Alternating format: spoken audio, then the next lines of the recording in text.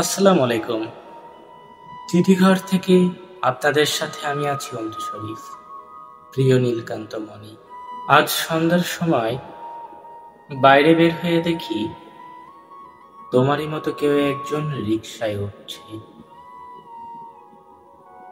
তোমার মতো দেখতে না হলে আমি হয়তো আমি হয়তো কখনো তার চোখে চোখ রাখতাম না।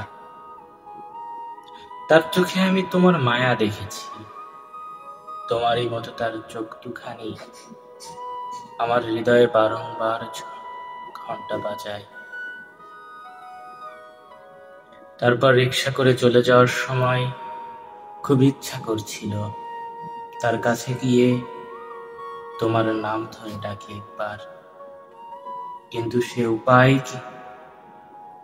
সে উপায় কিংবা অধিকার আজ আমার কোনোটাই নাই।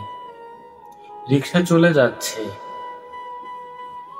রিকশা যত দূরে চলে যাচ্ছে আমার বুকের ভেতর ঠিক ততটা বেশি ঝড় বয়ে চলেছে। আমি নিরুপায় এই ঝড় মোকাবেলা করতে পারিনি তখন। বাসায় এসে তড়িঘড়ি করে আকাশের ঠিকানায় তোমার নামে একখানা পত্র লিখতে বসে গেলাম।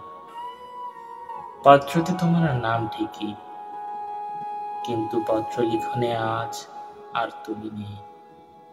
আজ শুধু তোমারই মতো রিকশায় হারিয়ে যাওয়া এক মায়া।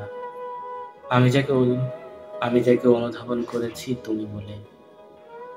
তোমার অনুরূপে আমার চারপাশে কত মায়া ঘুরে বেড়ায়, অথচ তুমি অদৃশ্য হয়ে থাকতে ভালোবাসো।